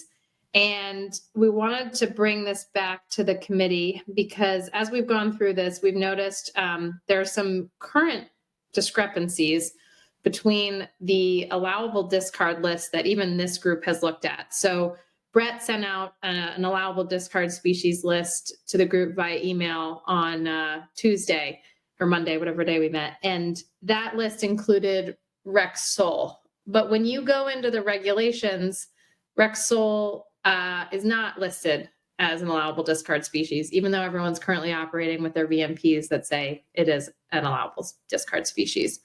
So we recognize this is an issue, and we have 2 alternatives that we think we could consider for trying to fix some of the complications here. And those are to either potentially ask the council to remove the allowable discard species list from the regulations and instead move that into the VMPs and the manual where it could be adjusted without having to do a regulatory amendment, and would ensure that we're actually keeping track with technological capabilities, what EM providers can actually do, and not requiring the council to weigh in on something that really isn't the council's expertise about what discard species should be on that list. The other alternative here is to just make sure that the regulations are actually updated to be reflective of the current situation, which is to add some of those species onto the list. And I think the other thing we just want to point out here that right now, I think the way the discard species list would have to be changed, given how it's written in status quo in regulations, is that it would be essentially a routine action. So it takes council discussion, public notice, and then a regulatory action to change anything on that list. So these were what we wanted to bring to the group to consider, recognizing that both of them potentially add an alternative, I think, to our current list. Okay, thank you. Ryan, I know you don't have your hand up, but I'm going to ask you what are your thoughts anyway.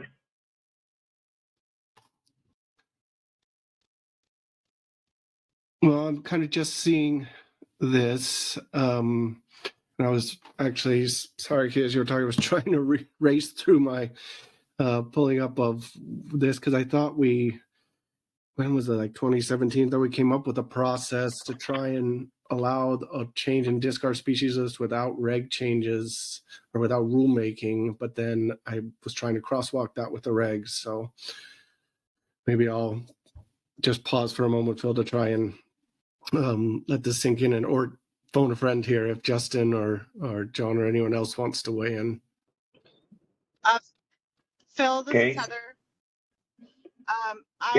I am supportive, and I think in past discussions, NIPS has been too of trying to find a way to, as Ryan just said, not have this be a regulatory process, which can take a really long time, especially with changing ocean conditions and other things that have cropped up, seeing species in different places in different amounts, but also as the technology continues to improve.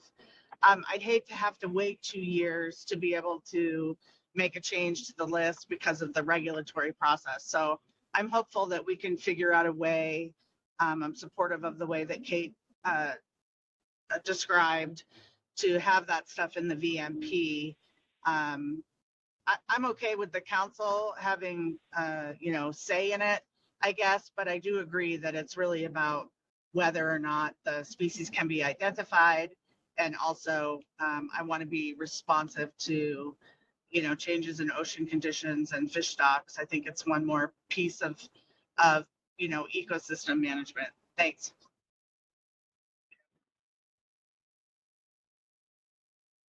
Thanks, Heather. While you were speaking, Kate added some text that is the status quo reg that's in red, and I need more powerful glasses. Can you enlarge that, Kate? There we go. Or I can project it too. Okay.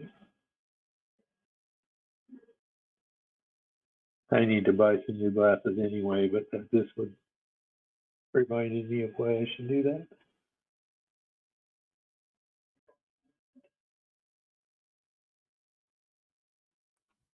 So I think, Phil, that Brett and I were actually going back and forth on this yesterday because I had an older version of the regs from maybe prior to the last October update, where the regs actually said that it was a routine action to change the discard species list.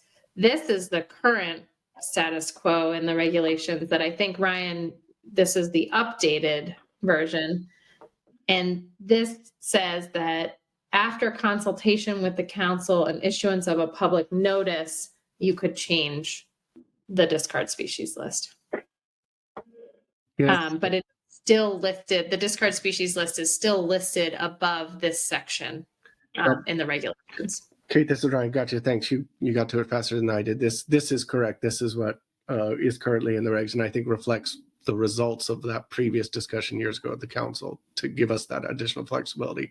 So the question really is, I think you kind of highlighted it, right? There is in the regs talking about consultation with the council, but I think that's broad enough to where the March discussion would incorporate that. So given this is our concern about having the ability to make changes in the list satisfied? It seems to give us the flexibility we were looking for, obviously with the consultation from the council and the public, and the issuance of public notice. Does this address our concern? I have a question on that, Phil. Yeah. That Ryan and Justin might be able to answer. I think the way it's worded is all fine. The question is, does the public notice basically just change the list of species in the regs? Because it is listed specifically, which makes it seem like it needs a rulemaking, but I don't know if that is actually the case. So, Justin, you feel free to jump in. If we're going forward, I think what you're missing here, Kate, right, is you take the discard species out of the regs, you put them in the manual, you do this based, and you might change the discard species list, and we could do that through the current reg process you have outlined here with some discussion in the council. then I would imagine, but just the fact we would by public notice notify people of the manual, right? I mean, and if we were then inserting them in there, I mean, I think that would qualify for this. I don't think the public notice was envisioning a full rulemaking, but Justin can correct me if I'm wrong.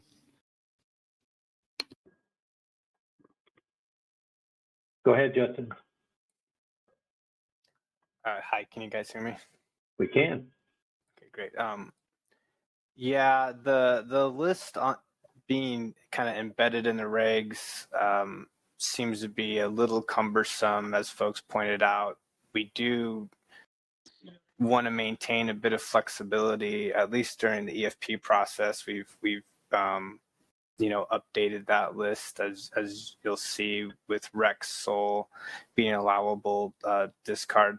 So, kind of how this comes about usually is we, have conversations with Courtney and the review team as to, whether or not, they've had a change in protocols or if there are ways that a vessel can present certain species to allow for discard. So often some of these kind of tricky ones, we need a change also in the catch handling protocols. So just to add them to the allowable discard list might be a little too generalized, but doing that and including some catch handling changes in the VMP, I think can really get us to that point.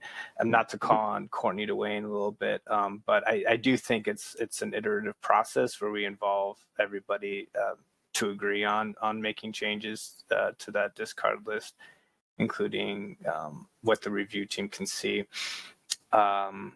Whether or not you all feel that having kind of that public notice go out as the regs are now, I do think that this gives us flexibility in what we had, where we can specify alternative retention requirements. I just think it's at this point whether you think it's just necessary to move forward with another potential alternative that would, I think, require some analysis in a reg change.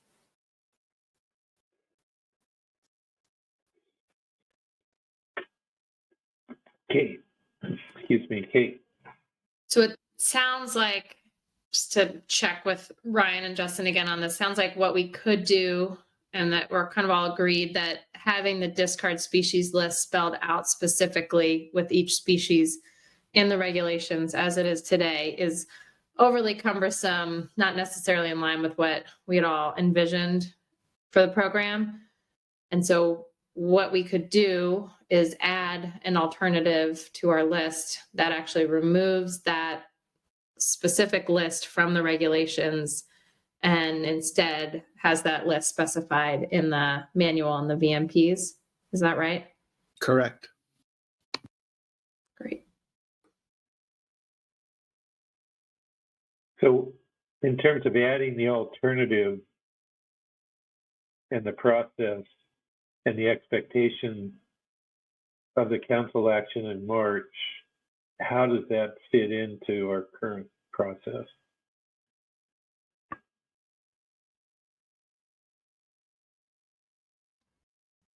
Off the cuff, it doesn't, because this information is new, can't be incorporated in the draft analysis I'm creating at this point, but it can be thrown on the table and we'll wrestle with it because of what's already been decided as the range of alternatives. This is a reg change and does have to be added to the range of alternatives. I'm not sure if we trip over, the process now because something new comes in. It's not within the range of alternatives as we have now. So I would have to defer to General Counsel or Ryan and try to think about how we could play this out in the public. Not good process, but maybe there's a way through this to get it done in March, since it is a necessity. Go ahead, or Ryan. could be a necessity. Yeah, Right. and I don't have general counsel with me, but I'm sure they would agree, right? It's not part of our current ROA, so we'd have to have a separate process for this, and we can look at that between now and March. But that said, we do have the process here in the status quo regs on the screen to talk about adjusting the species list at the moment. As far as removing the species list entirely from regs and that cumbersome, that would probably have to be part of some separate action. And I can look into pathways on that. But yeah, you can't just all of a sudden roll that into this ROA and this analysis, like Brett said. So that may have to go on a separate track, but we still could pursue discussions regarding that current flexibility in the regs and the species list itself. So Phil, this is Heather. I just want to make sure I Yeah, go understand. ahead. So the Yeah. council can't amend the range of alternatives in March? And if not, why not?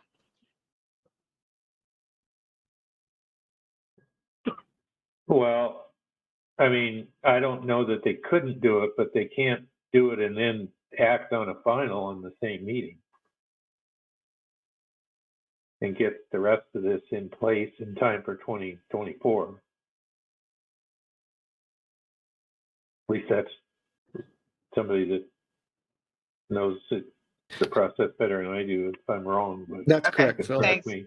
Yeah. That's correct. That's correct, Phil. But again, like I think But it's yeah. not necessarily what I'm hearing is there's more the interest in looking at potentially changing the list, right? And so it may not be as big of a necessity or a priority, while cleaner and probably more flexible longer term to have the species list in the manual. It might not be that specific action may not be as time sensitive as some of the others we're talking about, which is why you probably would want to unbundle it, if you will, from the current other issues slated for final action, as opposed to changing the ROA, which you could do. Yeah, I mean, maybe I could be missing something, but looking at the status quo language gives us the ability to change the list. You know, it's a bit problematic that the specific list is in the regs, but we've worked around that with Rexall, so we have some workarounds, and when we get the opportunity to make this what I think is largely a housekeeping matter, we can do that. Yeah, so this is Heather. I appreciate this. It's helping me understand it better. And so right now, if in the next, 5 or 6 months, there was a real breakthrough on AI or some of the other stuff we're working on species recognition, is there a way to do something then under the current regs? I'm just thinking about getting more bottom trawlers involved in the program. And so, but it sounds like, Phil, what you just said is we're not prevented from doing that right now. It's just maybe more cumbersome and problematic. And in the future, we could streamline it. Is that right? That's my interpretation of where we are, right? It's a little bit cumbersome the way it is. There's this list of species doesn't include Rexall, it's in the regs, but we found a way around that utilizing this status quo language. There's some cleanup and streamlining we could do at a later point in time, but our hands aren't tied. That's the way I interpret this.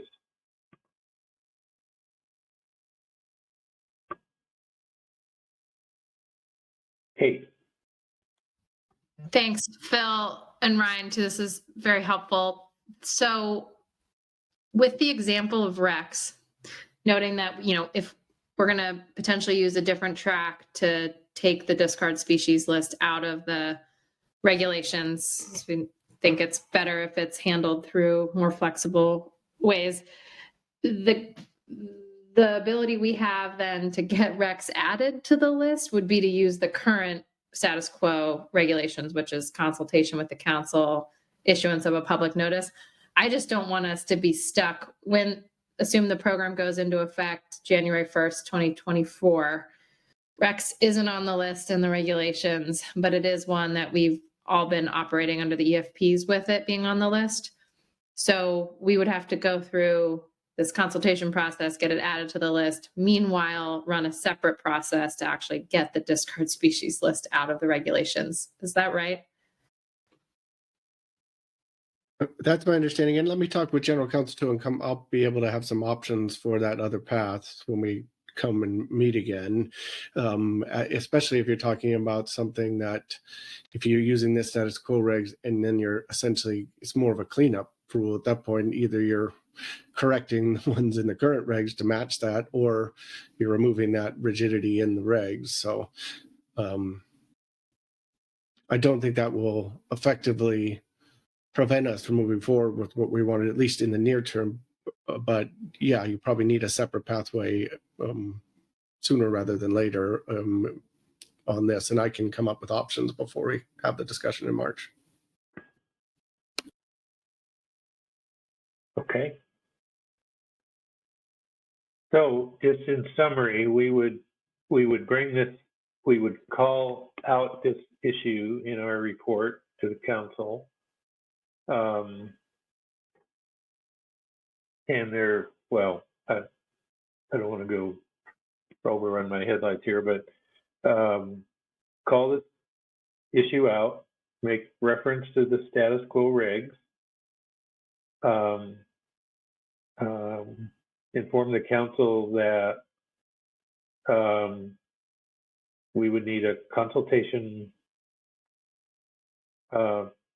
process to add Rexel to the list, and that in the longer term, we would be recommending pursuing a pathway by which the list would be taken out of the regulations and put into another place, and Ryan will come up with that so that we can be more responsive in a timely way to the need to change the species that are on that list. Did I get that fairly accurate to other people's understanding? Ryan, if you would say yes, that would be comforting. Thanks for the thumbs up. Okay. Yeah. Okay. All right. So that takes care of that item, B5 sub 2. We didn't have on this list, and maybe my fault, the review rate issue, the 25 versus 10. And we had some discussion about it on Tuesday. We had a little bit more here out of sequence here today. There have been concerns raised by Captain Chadwick. We have also had, it's also been pointed out that under the 10% that we're closer, I think, to the number around 18%. It's random. There's you're rolling the dice in a fairly high stakes game if you're going, at least from my perspective, given those review rates and the consequences of getting caught doing something illegal with those rates.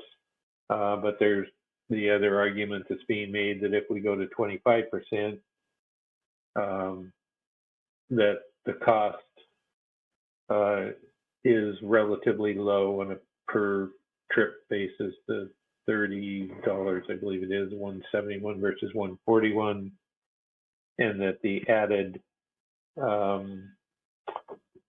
the increase in the review rate makes it a higher probability that if there was a violation that it would get detected, I think is the argument. That's at least from what I've heard, kind of where we are.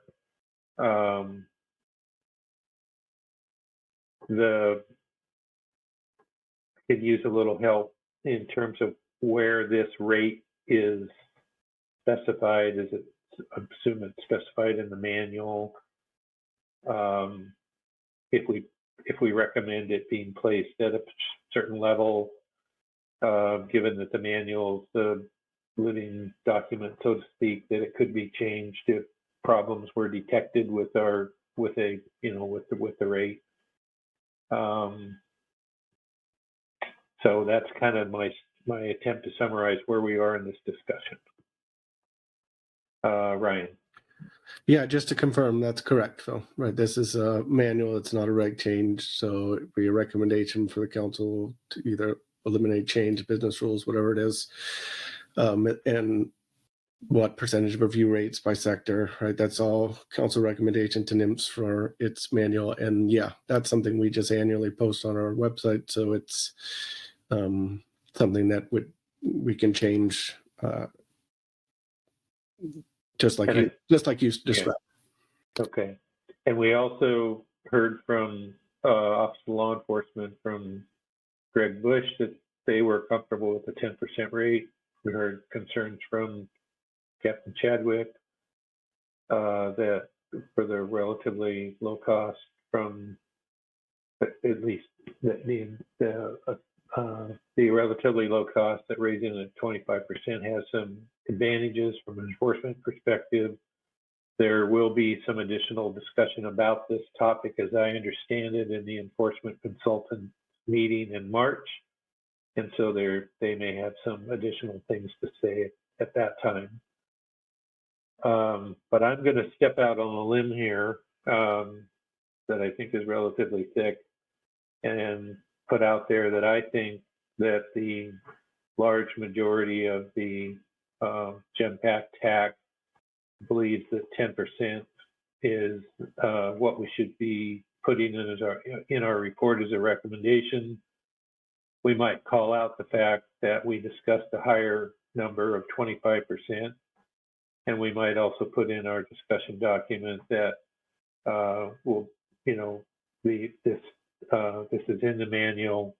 We're going to be constantly evaluating the performance of the manual and including the 10% rate, and that the 10% rate will in fact result in a higher realized rate of something closer to 18, and that it is subject to being raised if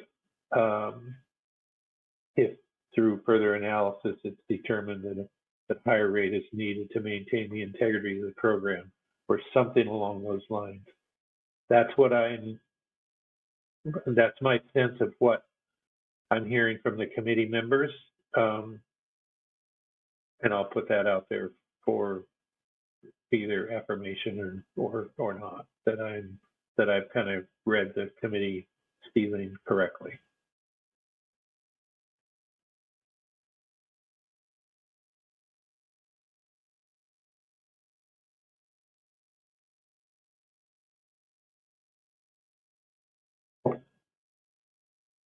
And I've either lost my sound or you guys have all decided to be quiet. Phil, I think from my point of view, you reflected exactly my thoughts. So I support that and agree with it. Okay. Agreed. Thank you, Phil. This is Heather. Me too. My position too. Good. Okay. Not everybody has to respond, but if I got it wrong. Okay. I'm just going to add that, Phil, if I could just add a piece to this. I don't mean to stir anybody up, but with this, and it's not that big a deal, but it is the process of this is the technical folks just kind of seem to sometimes say their piece and go along with it. They really have no voting authority over things that happen here. So I guess my comments are just that laying it out there for the council to make any decisions they want. So I just want to put my thoughts out there. Okay. I would I would just counter that a bit, Dan, and push back on you that whether you're a member of the policy committee or the technical advisory committee, we've tried really hard since we reconstituted this group to give everybody a voice at the table and give full consideration to each committee member's perspective. It's one of the reasons, frankly, that I didn't want to separate the PAC and the TAC and have separate meetings, because I think we all gain value from hearing what each other have to say. And then, you know, I'm trying to reflect what I have heard from all of you and to make sure that the different perspectives that were voiced here are included in the report. No, 100% agree with you, Phil. Everything you just said, 100% agree with. Just wanted to make sure that. Phil, I just again want to reiterate that I really appreciate people sharing these concerns now, because it's not always easy to attend the enforcement committee meetings. Like, you don't know what times things are and the way they schedule their agenda. And that's not a good excuse for not participating, but I don't agree with Dan, but I appreciate that he's brought it here to us now. And again, earlier in the week. So I just wanted to share that.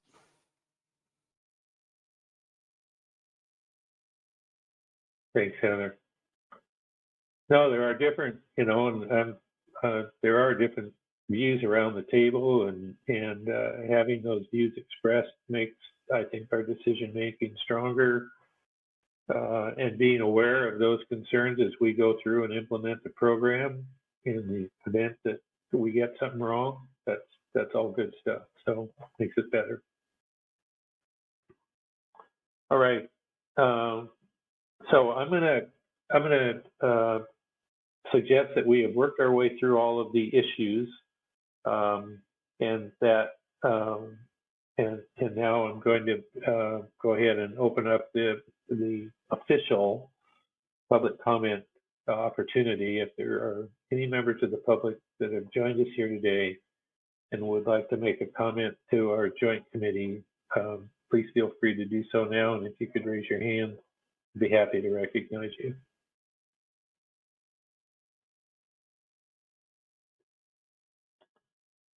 All right, I don't see any.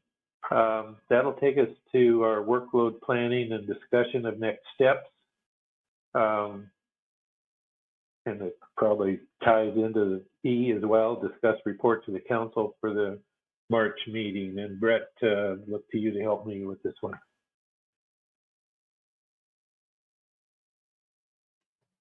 And that was for workload planning, next steps? Yep. Okay. Yeah, just want to touch on this. If there's anything that the GEMPAC would like to put in their statement about, identifying things that you'd like the council to discuss in March. Obviously, it's a lot of the things that you're putting in your report, but also then thinking forward about maybe the June meeting, and would you like to hear an update, from NIMS, or have another opportunity to discuss any other potential changes in the future? Obviously, we have some things to think about for the changing the species list, right? So we're identifying that as a concern and try to figure out what the next step is for that. Not asking you to figure out that next step, but flagging that as a potential thing. And I know Ryan said he'd try to come to March with some answers and thoughts on that. So outside of that, I think that would be good to have that in the report. And I think that kind of knocks out, same with discussion of E, discussing the report for the March meeting. I think we kind of did that already, but how do we want to finalize this report? I think last time we just sent a draft around for people to review, provide comments, edits, and finalize that. Obviously, I'd like to have that done within the next week. The briefing book is due the week of the February 6th. So I got till probably Friday to have this document, GEMPAC report finalized and to get it into the briefing book. So that's my deadline. I'd appreciate that. That's about it I have. That's about all I have for item D.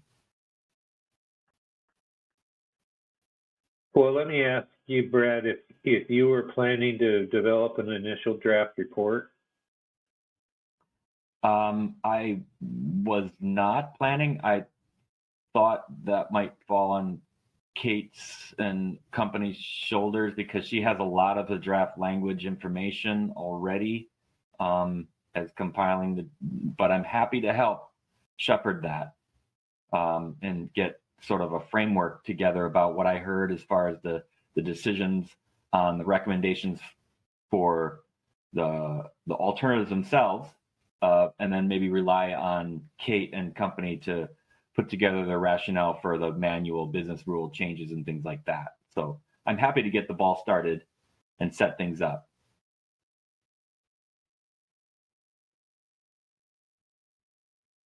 Well, I don't know about happy, but I will certainly try to do my part to help get the report written. I am on my only week of vacation this winter, but I can set aside some time to work on it, and I'm happy to, if Kate is willing to pitch in, which she seems to always be willing to do, I would be happy to work with her in putting together the report. I think what would be helpful from you, Brett, is to put together an outline of the report, and then Kate and I can work on filling it in. Okay, I can do that. I'll do that today and send that out. Kate, are you willing to help with this? Yes, I have the memo, Phil, that we can pull from. Okay. Yeah, and I have travel next week, but will be.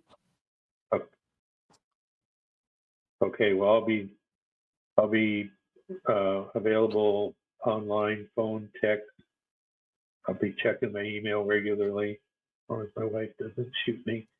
And, Kate, I'm happy to help too. happy to help. I'm going to be in Seattle and then North Pacific Council meeting. So, but I can work on stuff over the weekend or next week via email. So, let me know how I can help.